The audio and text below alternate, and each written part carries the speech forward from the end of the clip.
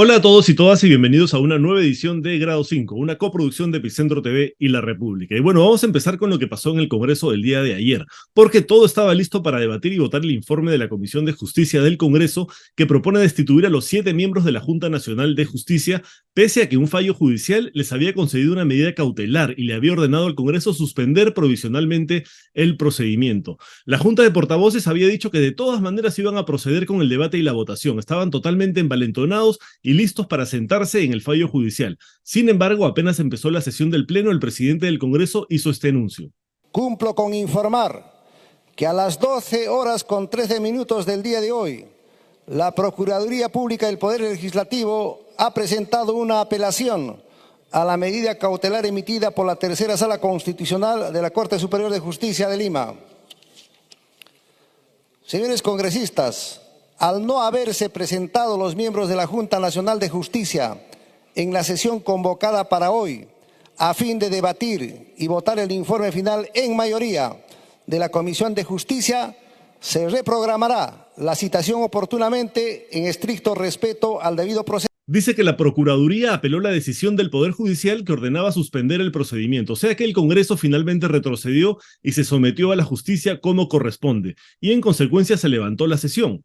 Pero Soto dice también que no van a ver el tema porque los miembros de la Junta no han asistido a la sesión tal como habían anunciado el día anterior. Pero ese no es el verdadero motivo, pues, ¿no? Lo que pasó fue que el Congreso se allanó ante el Poder Judicial a pesar de la bravuconada del día anterior en que amenazaron con ir contra la Junta en abierto desacato a una resolución del Poder Judicial. Pero parece que les cuesta admitir que se allanan ante el Poder Judicial como corresponde, además, que es lo que tenían que haber hecho.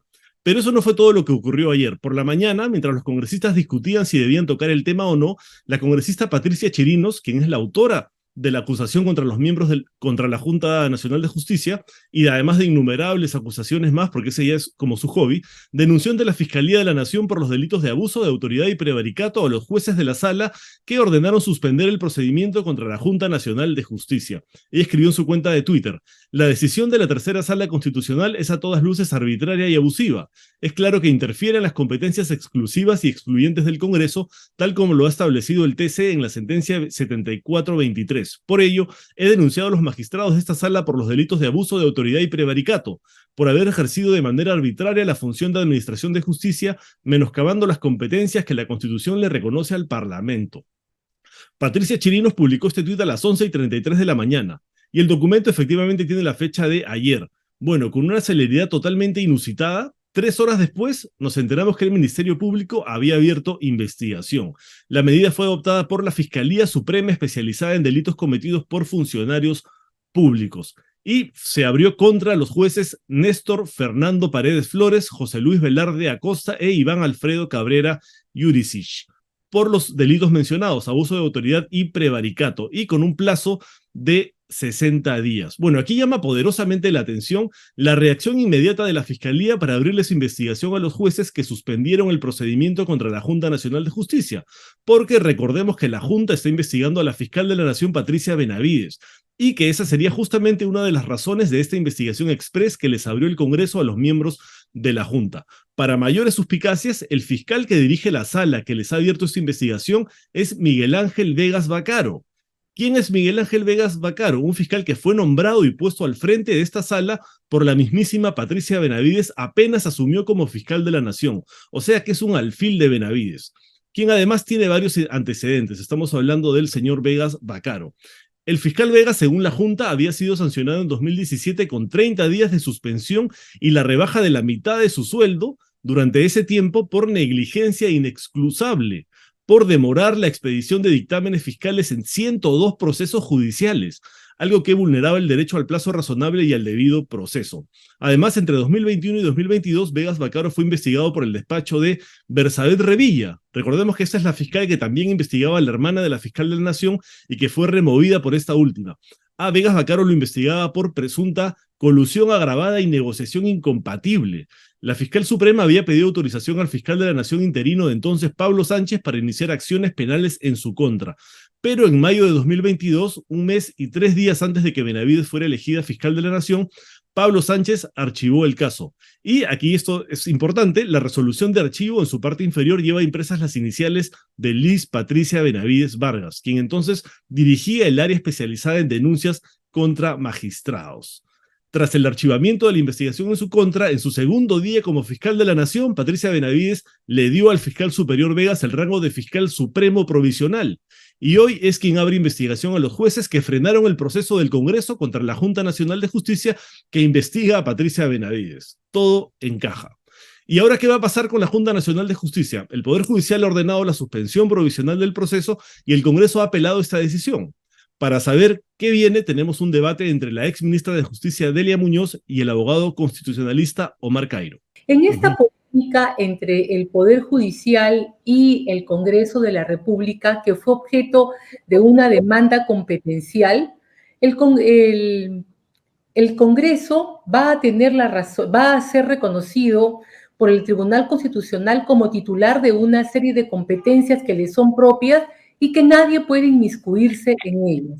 Sin embargo, en 2 párrafos, el propio tribunal establece que una cosa es la vía competencial, es decir, de que solamente puede ese órgano del Estado realizar ciertas funciones, pero que si en el desarrollo de estas funciones propias existieran vulneraciones a los derechos fundamentales de las personas que están participando en esos procesos, podrían invocar la protección constitucional ante el juez correspondiente. Esa es la primera cuestión que a mí me gustaría dejar en claro, es decir, de que nunca ha estado, desde mi punto de vista, en cuestionamiento el desacato cuando hay puntos concretos. Ahora, pasemos a qué cosa es lo que dice la demanda y los puntos contenidos en ella, o luego regresamos a ese punto. Sí, vamos a la demanda, por favor.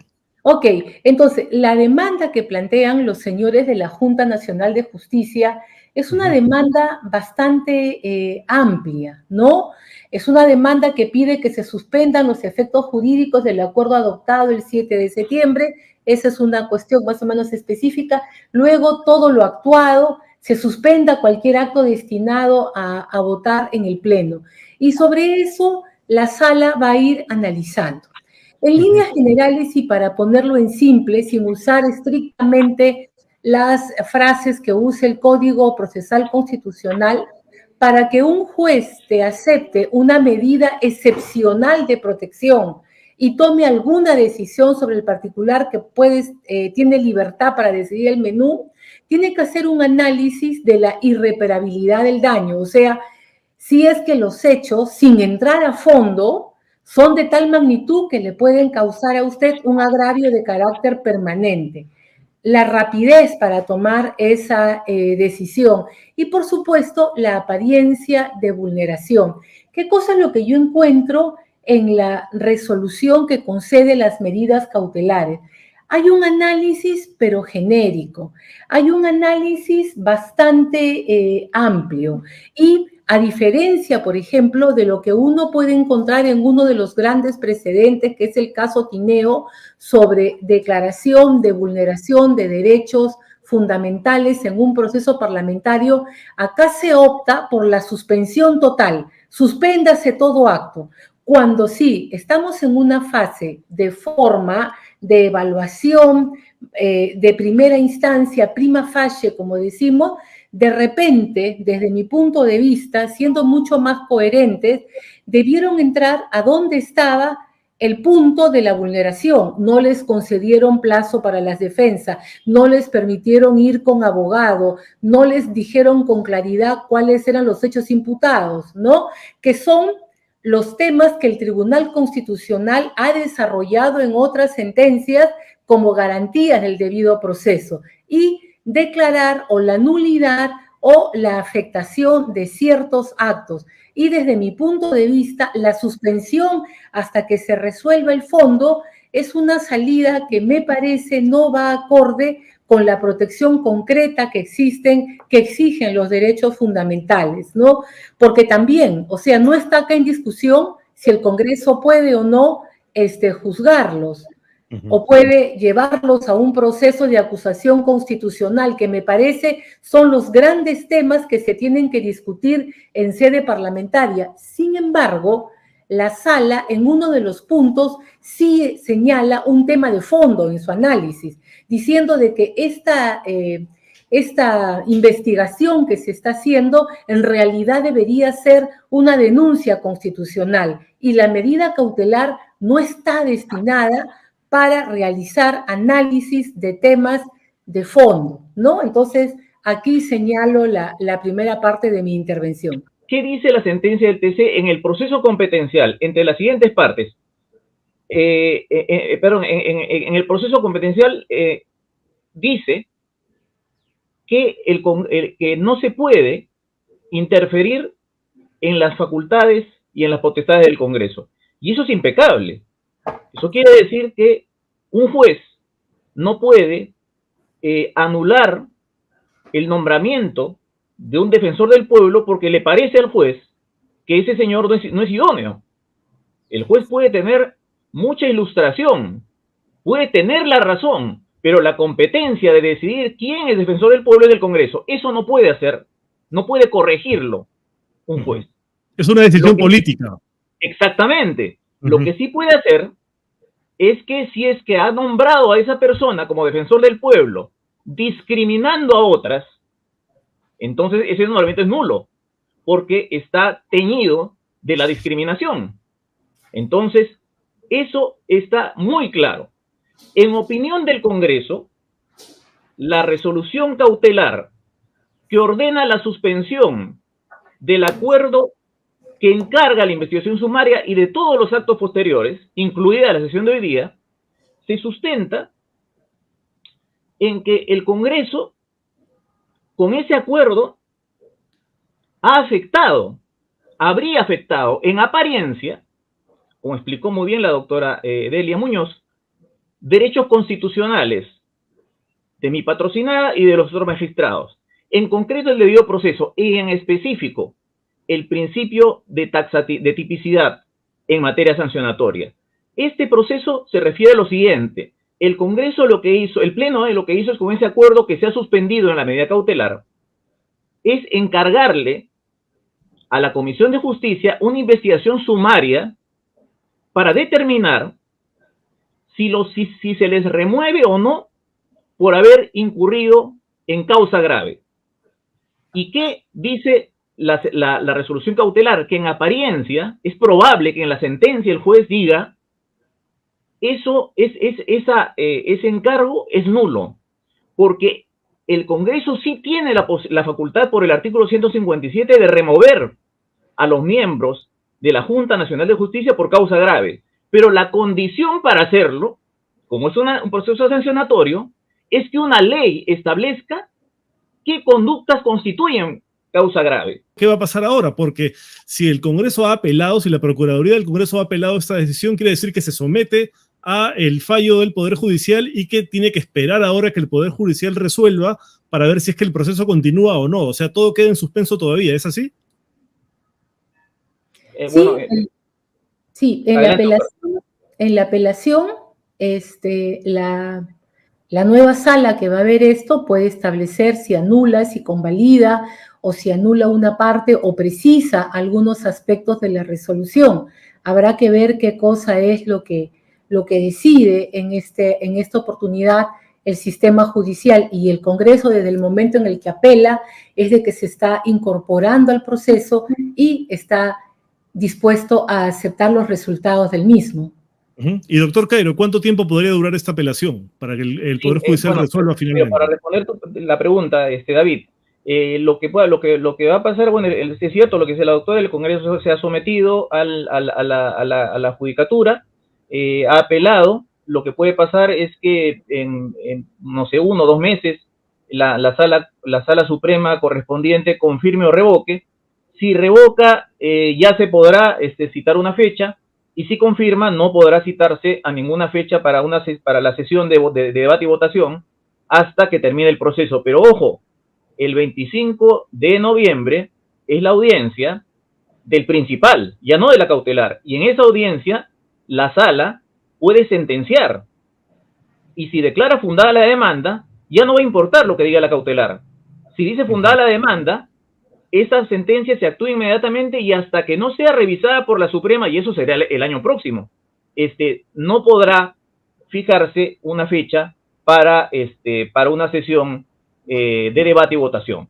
Entonces, hay dos elementos que se debe tener en cuenta para ver cuál es la suerte de este procedimiento parlamentario. Bueno, para ver el debate completo, los invito a ver la edición de anoche de Diálogos de Democracia por Epicentro TV. Antes de terminar el programa de hoy, no quiero dejar de mencionar el anuncio que hizo ayer el alcalde de Lima, Rafael López Aliaga. Inclusive promete que va a haber una playa, ¿no? Que ahora ya le llamo playas melliceras, ¿no? Porque hay gente ahí que va y entran 2, salen 4, ¿no? O sea, va a funcionar, el calor ya se va a llenar la playa de San Juan de Urigancho y que tiene su motor funcionando perfectamente, no se ha malogrado, son motores de alta potencia, ¿no? Y bueno, también esperamos inaugurar antes de fin de año, mi querido Lucho, el Día de los Inocentes podría ser, pero no, mal día, mejor el día posterior o el día anterior para inaugurar y poner al servicio de las familias de Huaycán un club metropolitano bien llevado. Nueva playa artificial en Huaycán.